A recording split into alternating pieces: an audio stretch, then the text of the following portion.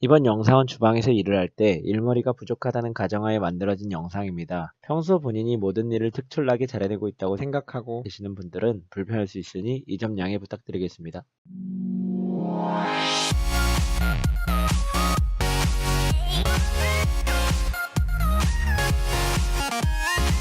여러분 안녕하세요, 청사부입니다. 오늘은 주방에서 일을 할 때 조금 더 자연스럽게 그리고 효율적이게 쉽게 하는 방법을 알려드리려고 해요. 그렇기 때문에 영상이 말하는 게 너무너무 많아서 지루하게 느껴지실 수 있어요. 근데 부가 설명을 안 하면 이게 이해가 잘 안 돼요. 이렇게 해라 하면 왜 해야 돼? 막 이런 반응이 나오지, 이렇게 할게요 라고는 잘 안 하잖아요, 이해가 안 가면. 그래서 이유를 설명하는 설명서 같은 영상이에요. 지루하더라도 봐주셨으면 좋겠습니다. 제가 이것 때문에 화이트보드도 사고 약간 준비를 좀 했어요. 그럼 이제 한번 보시죠. 어떻게 해야 일머리 있게 일하는 건지, 왜 그래야만 하는지 이유까지 알아보겠습니다.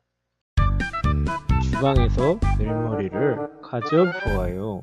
자, 오늘은 제가 이거 화이트보드를 이제 다이소에 가서 샀어요. 샀는데 이게 저렴한데 가성비 굿인 게 다이소 용품들이잖아요. 다이소 홍보하는 거 아니에요? 자, 오늘은 화이트보드 판에 적을 거예요. 자, 글씨체는 별로 안 좋지만 적을 겁니다. 일단 신입분들이 가장 의미 없게 하는 행동이 있어요. 바로 워크인 또는 냉장고 수시로 확인하기인데, 이게 고질병이야. 냉장고 이게 수시로 확인을 해요. 일단 왜 그런지는 알 것 같아. 일을 하면서 뭐가 있는지도 볼 겸, 어디까지 했는지도 체크할 겸, 할 것도 생각이 안 날 겸 등등.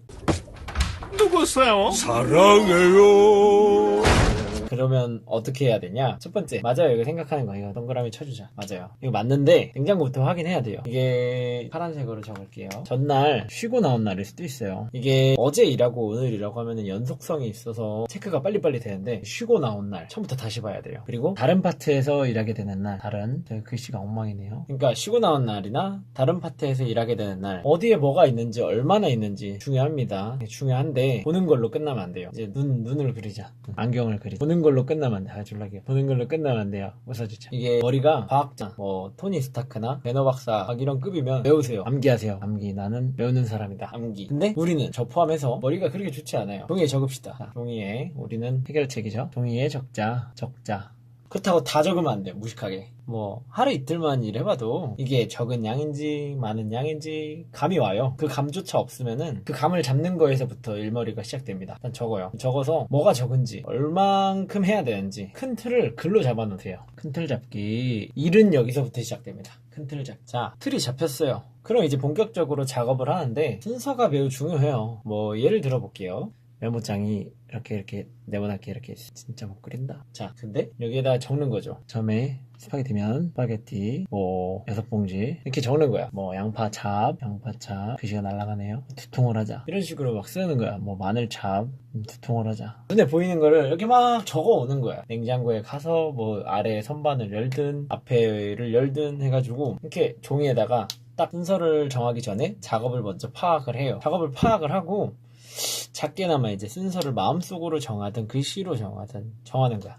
나는 칼질부터 해야겠다. 1번, 2번 뭐 이런 식으로. 그리고 뭐 마늘찹은 칼질 안 할 수도 있겠지만 면을 나중에 삶아야겠다, 이렇게 하시는 거죠. 큰 틀을 먼저 이렇게 잡아놔야 일을 하는데 순서가 생기고, 순서를 잡아놔야 내가 이제 일을 순서적으로 척척척 해 나가는 거예요. 순서가 매우 중요해요. 작업이란 거는 시간 내에 끝내야 하지만 업장은 계속 장사를 해요. 이게 회사는 이익을 내야 되잖아요. 진짜 워너비는 작업을 하면서 오더를 빼는 거죠. 주문받는 요리를 손님에게 나갈 수 있게 조리를 완료한다는 게 이제 오더를 뺀다, 이런 식으로 표현을 하는데, 이거를 막 하면서 양파찹 하면서 오더 빼고, 마늘찹 하면서 오더 빼고, 이렇게 하면 얼마나 좋아. 그게 아주 워너비죠, 저희가. 근데 현실은 오더를 빼는 것만으로도 벅차가지고 작업을 해주는 사람이 따로 필요할 정도예요. 오더를 빼는 게 만만치 않아서 작업이 만만치 않게 느껴져요. 자, 그러면은 어떻게 해야 되냐. 대부분 매출 대비 인원수로 조절이 돼 있기 때문에 모든 업장들이 비슷할 거예요. 그러면 어떻게 해야 되냐. 책에선 아이들 타임이라고도 말했던 것 같은데, 그 업장에는 무조건 한가한 시간대가 형성이 돼요. 물론 특수한 매장, 뭐 터미널이라든지 공항이라든지 쇼핑몰 같이 사람들이 상시로 북적이는 곳 같은데 끊임없이 들어오는 거야. 그러면은 이제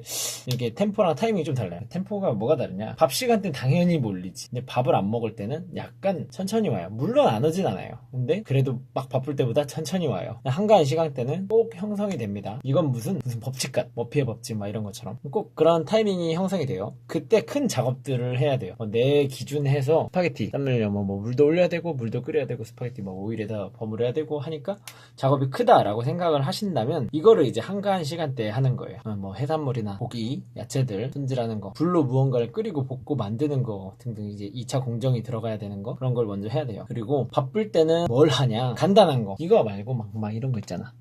캔 따기 뭐 몇 캔 따기 막 4캔 막 이렇게 적어놨던 거 이런 거 바쁠 때 뭐 한 캔씩 따서 4번만 하면 되는 건데 캔 따기라든지 뜯어가지고 섞어서 하는 거 막 그런 거라든지 큰 작업에 들어갈 재료들을 계량을 했는지 우리는 계량을 해서 많이 써요. 계량 똑같은 맛을 내기 위해서 같은 양을 계량을 해서 쓰기 때문에 계량하는 것도 은근히 시간이 많이 걸리기 때문에 틈틈이 계량을 해놓는다든지 뭐 바쁠 때 후다닥 치워놓고 일할 수 있는 범위 내에서 작업을 벌리는 거죠. 근데 이 정도는 뭐 일머리라고도 부를 수 없죠, 이거. 뭐 당연한 거잖아. 당연한 거 모르면 바보. 당연한 거. 글씨 날라간다. 모르면은 바보예요.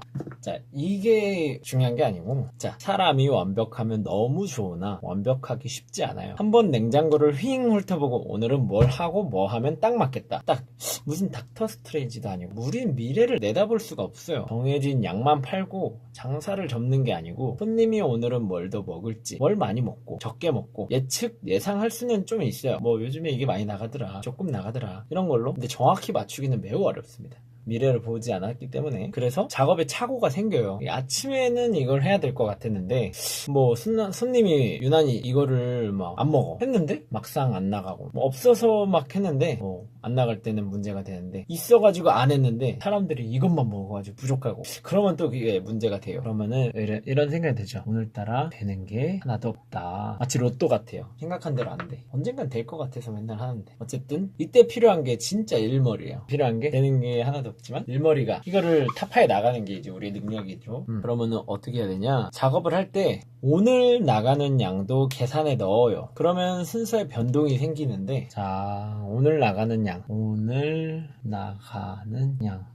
정확할 필요는 없어요. 그냥 대체적으로 뭐 오늘 샐러드 뭐 시저 샐러드를 무쳤는데 뭐 하나 나갔다, 뭐 5개 나갔다, 7개 나갔다. 기본적으로 피자를 만들었는데 오늘 10판 나갔다, 20판 나갔다. 그냥 머릿속에서 대충 기억을 하는 거죠. 그러면서 계산을 하는 거야. 우리가 오래 쓸 수 있는 거 뭐 시저라고 한다면 오래 쓸 수 있는 게 뭐가 있을까? 베이컨칩 오래 쓸 수 있어요. 그러니까 이렇게 작업을 한번 해놨을 때 오래 쓸 수 있는 작업은 그걸 이제 크기에 따라서 순서를 다시 배치를 하는 거예요. 간단한 작업과 재료 보관이 길어도 되는 작업을 우선순위로 빼는 거예요. 어차피 안 나가봤자 다음에 쓰면 돼. 오래 보관할 수 있으니까. 근데 지금 당장 없으면 문제가 생기지. 어쨌든 하는 게 이득이야. 이걸 하려고 마음을 먹었다면. 뭐 진짜 많은데 또 할 필요는 없고. 근데 오래 못 쓰는 거. 뭐 예를 들면은 로메인. 우리 뭐 시저를 로메인에 해서 나가는데 로메인이 막 이렇게 부족하다.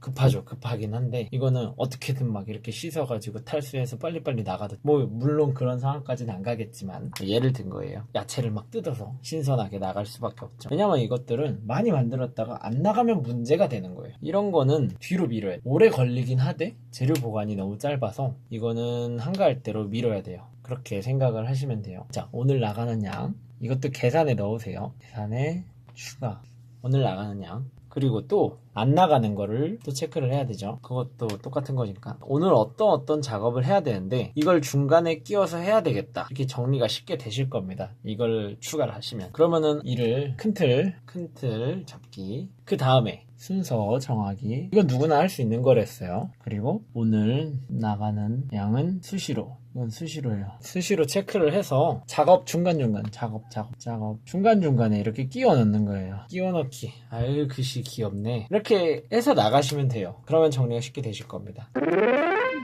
업장에서 일을 하면서 작업을 하다가 오더를 빼고 이런 행위들을 적절하게 변환해 가면서 일을 해내야 되는 게 조리사의 몫인데요. 그때 사용할 만한 꿀팁이라고 하기엔 조금 거창할 수 있는 기본기를 제가 알려드릴 테니 잘 기억해 두세요. 작업대 정리가 기본이겠죠? 작업대 정리를 할 때에는 모서리에 구석 부분에 물건들을 정리하면 깔끔해 보이기도 하고 공간 확보가 되어서 어떤 작업을 시작하기에도 최적화되어 있어요. 정리를 습관화해서 작업의 효율을 높이면 좋겠죠?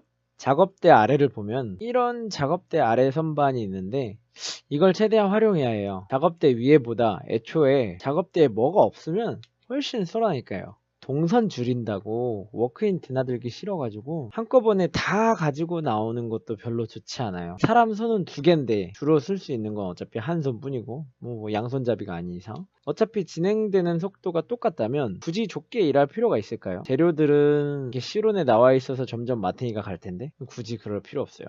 이거는 의외일 수도 있는데 예약 상황을 확인하는 것도 작업 능률에 도움이 많이 돼요. 손님이 갑자기 몰리는 게 예정이 되어 있는데 작업을 막 펼쳐서 하는 건 진짜 최악의 상황이죠. 바쁜 걸 둘째치고 손님에게 화풀이 하게 돼요. 길 가다가 보도블록에 넘어져라. 지금까지 일머리에 대해 살짝 말해보았는데 사실 가장 좋은 건 본인의 스펙업이에요. 자격증, 수상 경력 막 전부 필요 없어요. 주방에서 매일매일 신메뉴가 출시되는 매장이 아닌 이상 충분히 노력하면 노련하게 오더도 뺄 수 있고 작업 속도도 빨라집니다. 괜히 이상한 편법 찾지 마세요. 기술직에는 편법이 독이 됩니다. 우리 직업은 노력으로 얻어지는 결과물 같은 거에 대한 보상을 받는 직업이랄까? 그런 거니까 노력합시다. 이 말 제가 저한테 가장 많이 하는 말이에요. 노력은 배신하지 않는다. 영상 재밌게 보셨다면 구독, 좋아요 부탁드립니다. 지금까지 홍사부였습니다.